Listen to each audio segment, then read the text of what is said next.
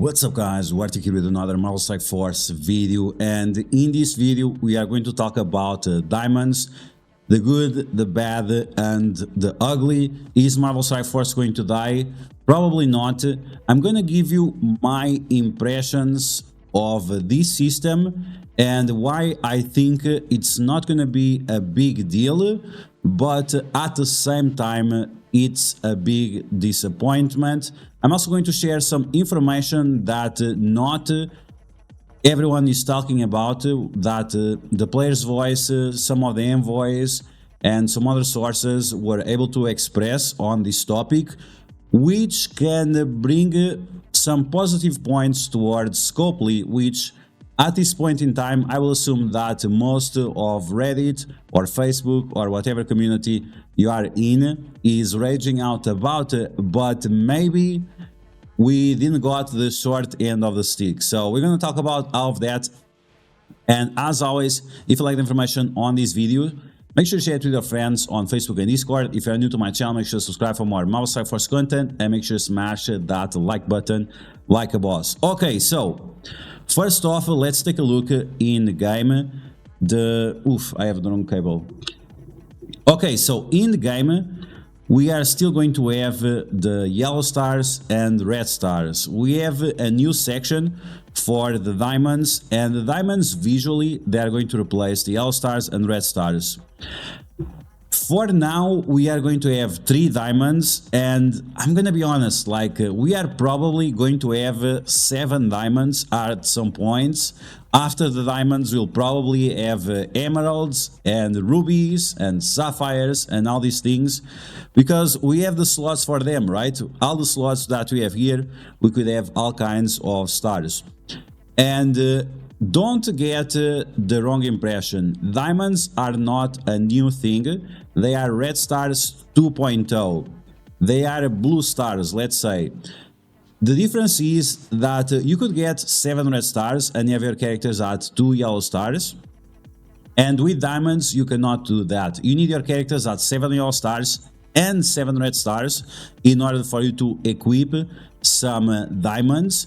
And that means that this is going to be something very end game that you need to work towards.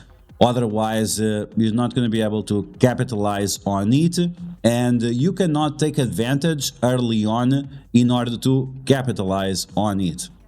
Okay, so keep that in mind. Once again, this is going to be Red Stars 2.0. This is literally the re-release of Red Stars. I remember the release of Red Stars back in the day. This is exactly the same, no difference. The only difference is that the problems that we had back in the day with Red Stars, they were fixed with this release of diamonds. So the PT system, the one of the credits are going to work out towards other credits.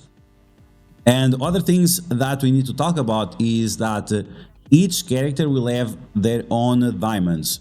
So if you're gonna pull some diamond orb, you're gonna get diamond orbs, or for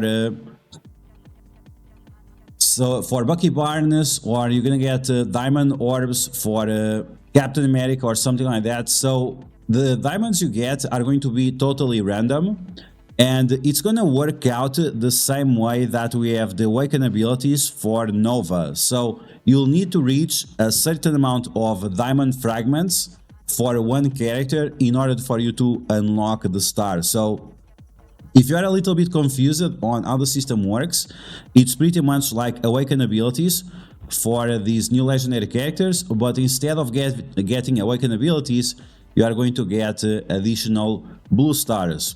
Okay, so let's move on. Let's take a look at the blog really quick, just to go over some points.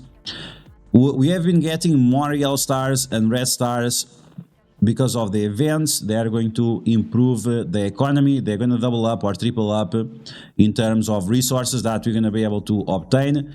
Characters are going to be farmable within 4 months out of their release.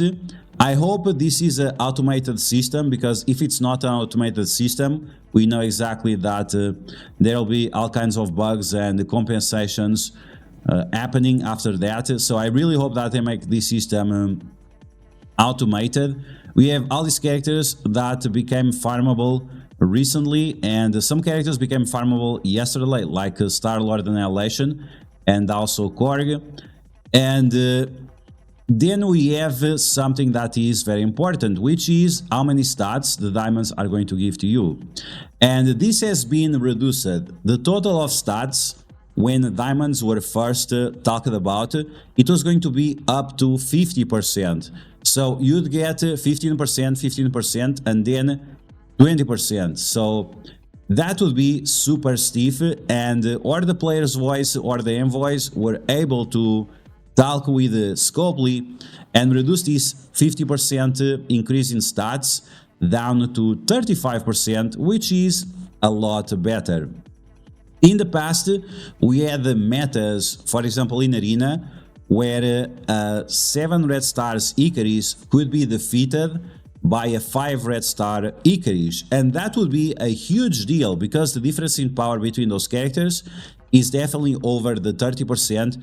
So this means that even if you cannot access to this feature, you might be still able to compete, and this is once again because they were able to lower the amount of power that would be increased with these diamonds from 50% to 35%.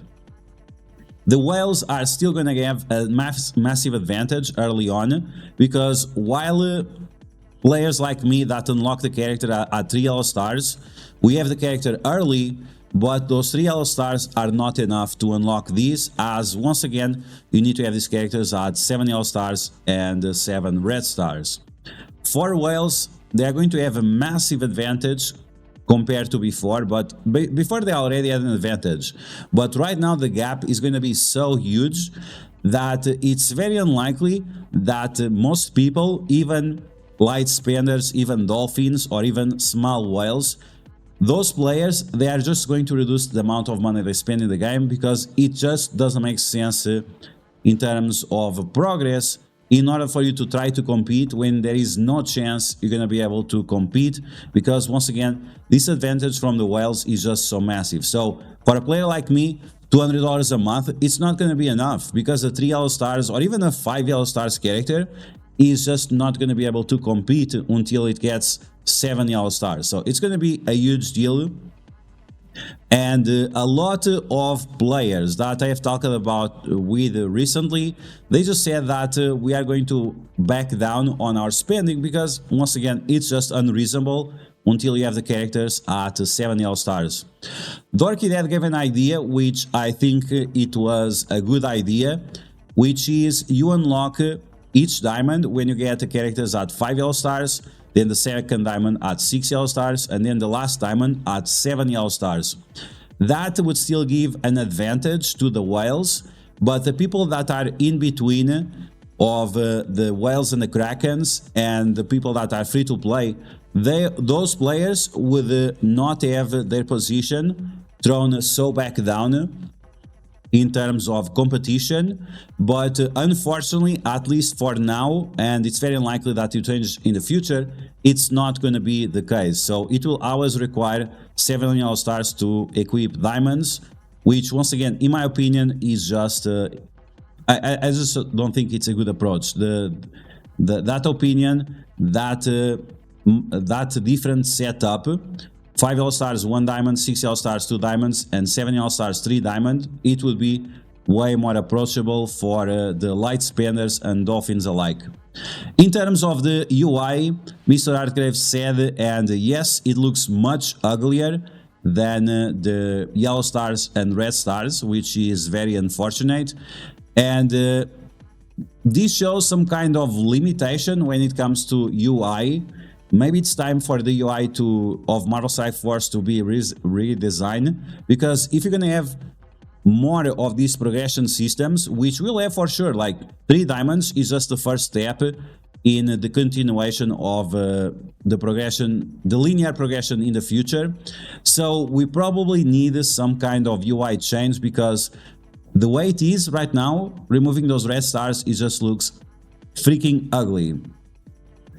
Okay, so the silver diamond credits and the dark diamond credits, we talked about these months and months ago, when Tauna and Michael back in the day, they data mine these pictures, we knew right away what this was.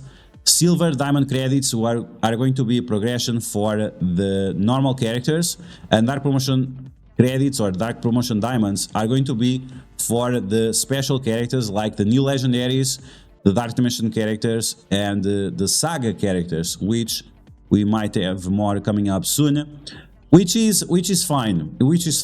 According to Scopely, the dark diamond credits will be very gated.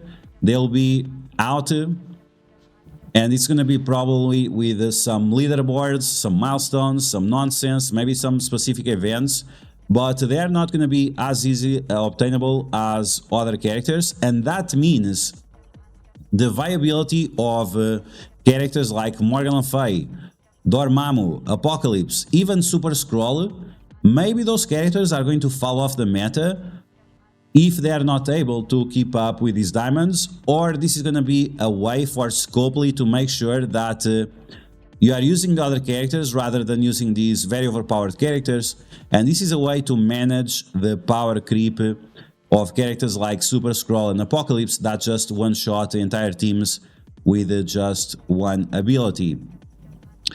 Moving on from this, once again, this diamond system is going to work pretty much the same way that it works right now with the basic red stars. You open basic red stars, you're going to get some of these credits, and the basic red stars will give you fragments for each of the characters that you are looking for. We'll probably have some increased drop rates as well when we have new characters, but like the awaken abilities, you need to get a certain amount of fragments before you can unlock the diamond, and this is assuming that you already have that character at 7 yellow stars and 7 red stars.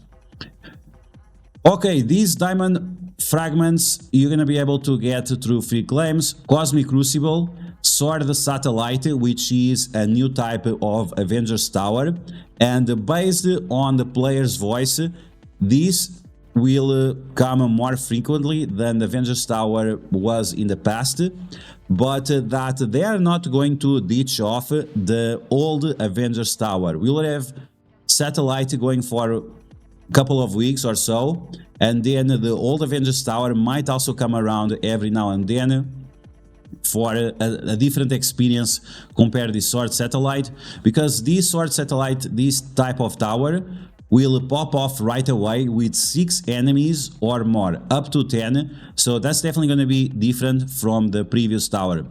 Cosmic Crucible is going to reward you some of these diamonds, which is okay, and as you guys can see, it's pretty much the same system as red stars, and you need to collect these fragments, so after, when you have enough fragments, you're going to be able to unlock the diamonds for the characters. You can see right here, for one character you need to get, like, for example, you have Spider-Man here, so you need to obtain 50 fragments, 50 diamond fragments for Spider-Man, you need to get 50 diamond fragments for Emma Frost, and then you can see that it increases almost exponentially, and this is kind of a good thing because it will limit how much the whales can get early on, right? The whales will have to spend insane amount of money if they want to get 3 diamonds early on, and some of them will probably do this, and that's fine, it's their money, their choice, but this gives a little bit of leeway to the power gap to not be so big that all the whales will crush right away everyone else. It will have a PT system, which is nice, the same way that we have with Red Stars. So once again, this is going to be the real release of Red Stars. And we have the Silver and Dark Diamond credits. Okay.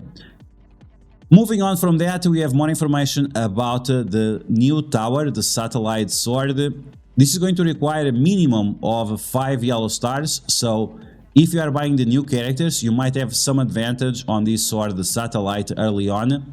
And this is assuming that the events are going to be good enough for you to get the 5 yellow star with an offer.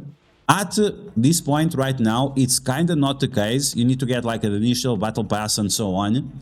And when you take a look at Sylvie, it was not even the case. If it would not be for that bug, a lot of people would still not have Sylvie at 5 stars, even after buying an offer for her. The event will run for 10 days, and like I said, we might have the other tower showing up after these 10 days finish, and that is going to increase the gameplay experience. You'll have more engagement and so on, which I consider a good thing, as many players complain that most of the time we have literally nothing to do, which is kind of crazy. And beyond that, let's see what else we have. So once again, we have for certain characters, like the Dark Dimension characters and legendary characters, their diamonds will be available at a later date or gated between some kind of game mode or something like that, or maybe some challenge. It would be nice if it would be some challenge. Then we have exchange rates of the red stars orbs to silver promotion credits and gold promotion credits. This is going to increase the rate of farmability of red stars for your characters. And once again, you need 7 yellow stars and 7 red stars for you to unlock the diamonds. Once again, this is a good thing. And that's going to be the gist overall. Okay, so yesterday I made a complaint on the player's voice about my perspective of these. Diamonds are nothing more than a re-release of red stars, which is fine. It's boring, it's bland, it's copy-paste of red stars with the problems that red stars in the past fixed. And it's unexpiring, brings nothing in terms of theory crafting and personal character customization, which is something that, at least for me, I find very important, because some people prefer Raider on Kestrel, some people prefer Striker on Kestrel, and depending on which ISO weight you have a different type of strategy, you have different team compositions, and that's extremely important when you are playing a turn-based RPG, where you can use your favorite Marvel characters, right? So this is something that I find very unfortunate, that we could have a new progression system. That's fine, I don't have any problems with new progression systems, but instead of having a linear progression system that is just a continuation of red stars, we could have something new, something fresh, like we had with the first version of ISO 8, and with this new system fixing the problems that we had with ISO 8. And I have some examples for you to show you. So this is from Dragon Ball Z Dokkan Battle, and it's called the Hidden Potential. It has a grid system like other games, like Final Fantasy X, maybe you experienced that game, or like Marvel Future Revolution. So you have a grid system that will increase your stats, your damage, your focus, your resistance, your armor, your health. And on top of that, you have additional mechanics that will increase even further your focus or even further your resistance. You can also increase your ultimate damage or your special damage or something like that. And then we have specific abilities that you can choose from in order to have additional advantage. So for example, in Dokkan Battle, you can get additional dodge chance, additional critical attack chance, and additional attacks. So this means that whenever you do the basic, you're going to do a second basic after that. And once again, it brings customization to your characters. A lot of players like to focus just on dodge. Other players like to focus just on crit. Other players like to focus just on additional attacks. And this brings a unique experience to each other players. Of course, we're gonna still have groups of philosophies that, oh, additionals are better because they do this, or criticals are better because of this, or dodges are better because of this. But depending on your play style, depending on the goals that you are trying to achieve, you are always going to have a different experience depending on the path that you choose. So this is in Dragon Ball Z Dokkan Battle, but once again, we have seen this in other games like Final Fantasy X and Marvel Future Revolution. Speaking of Marvel Future Revolution, we have once again a similar grid system that, depending on which one you activate, you are going to have more base damage, more crit chance, more regeneration, more healing on turn, and so on and so on. On top of that, we also have specializations like like it's called, and that is going to give you 9 unique abilities, and from those 9 unique abilities you can choose 3 of them, and each of them are going to have different features, different mechanics. And with that, once again, you're going to have a fresh experience depending on which team you are setting up. So you could have Jubilee to have an ability that always assists whenever other character crits, for example. Then you could have Jubilee always gains evades whenever a character receives regeneration. And we could have different mechanics that like this, that depending on if you are pairing up her with Beast, or if you are pairing up with X Factor, with X23 and so on, with Negasonic, we could have different mechanics that would boost the character and also give her different mechanics to pair up with that team. So this would be the holy grail of customization that is possible to bring to Marvel Strike Force. It's all about developers wanting to put the effort into it and create this system that works sideways with diamonds. It can work with diamonds as well. It works with red stars as well. It would work with ISO 8 as well. This is parallel progression system rather than linear progression system, which is something that we are missing in Marvel Strike Force. And once again, it creates your own identity. I want my Jubilee to just have critical strike chance and critical strike damage. We could be able to do that with these systems. Other system that would also allow us to do that is mods. A lot of people that play the Star Wars Galaxy of Heroes don't like mods, but it's a bad thing that they don't like mods, because mods is actually something great to improve your character. So you have 6 types of mods, and with these 6 types of mods, you have different stat improvements. One of them increases health, other increases armor, other increases the speed of your character. Now, some people don't like speed, and I can understand that, because speed makes the game too difficult, because it brings a lot of math into it. So instead of speed, we could have different mechanics like critical strike chance, critical strike damage, drain. We could also have drain. And we could also have some kind of vulnerability mechanics. So there are ways we could have a mod system in Marvel Strike Force without diving into the speed mechanics and the mathematics that come after the speed mechanics, which can be extremely complicated. And I understand why people don't want to dive into that. And I think there are ways of having mods without having the speed. When you have certain mods, the mods have different classes, and when you have certain mods, you can get even more bonus stats. So for example, if you have this connection right here, you're gonna get like 20% extra health or 20% extra focus.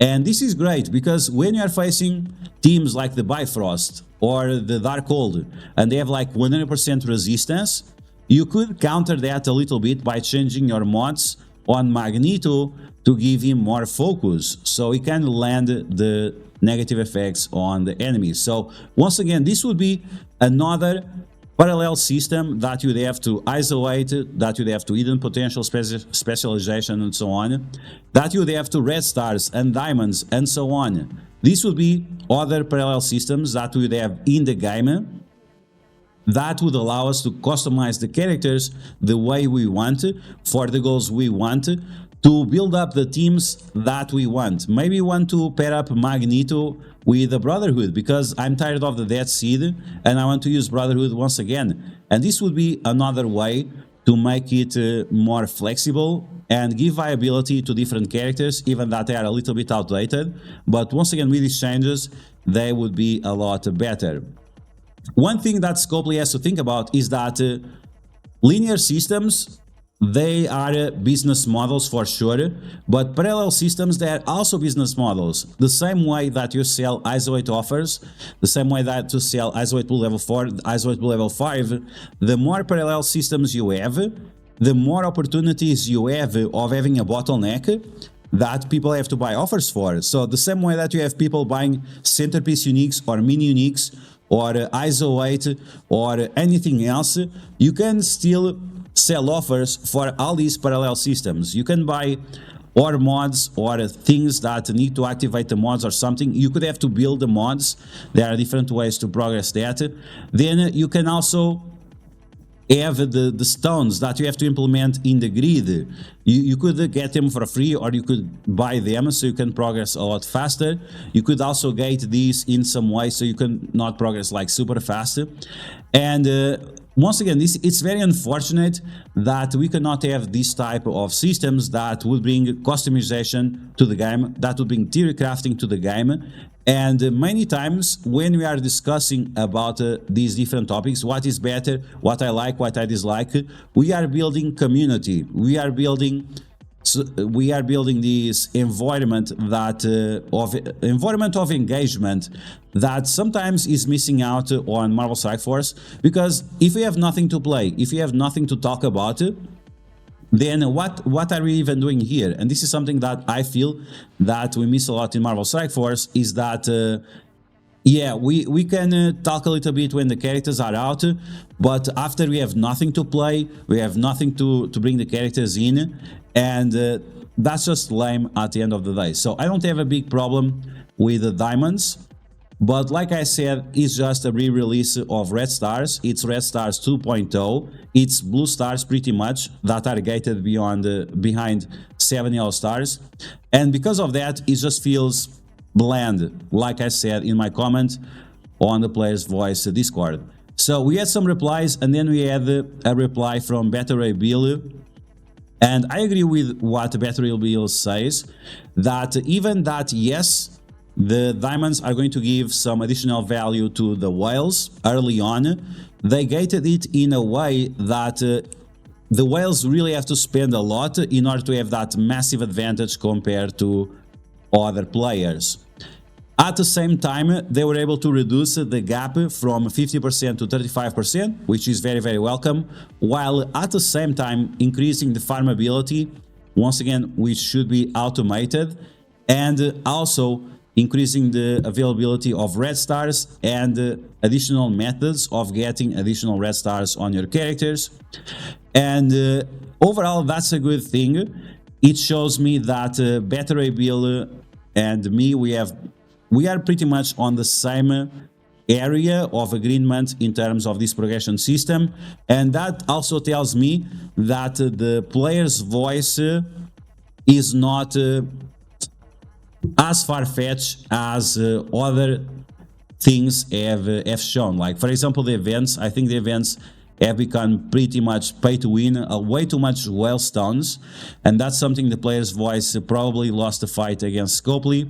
But when it comes down to the economy and this progression system, I think they found the middle of the road where it doesn't hurt too much. Once again, my biggest problem is just that it's way too bland. And once again, it's just Red Stars 2.0. There is nothing else to say. But you guys, let me know in the comments below what you think about all of this. Would you prefer something different to diamonds? Do you agree that diamonds are pretty much blue stars that are gated behind 7 yellow stars and red stars? Is this something that is going to push you away from playing the game and is going to make you to quit the game? Is it something that is going to make you to spend less money in the game because it just doesn't make sense in terms of being a dolphin or a light spin or something like that? Let me know all your thoughts in the comments below, because I always like to have a perspective. I always talk with you guys in the live streams, but not everyone has time to catch up. And when you type in the comments is the second best way for you to give me your opinions about it. So I hope you guys enjoyed this video. If you did, make sure you smash that like button, and if you found the video helpful, make sure you share it with your friends on Facebook and Discord. If you're new to my channel, make sure to subscribe for more Marvel Strike Force content, and I'll catch you guys later.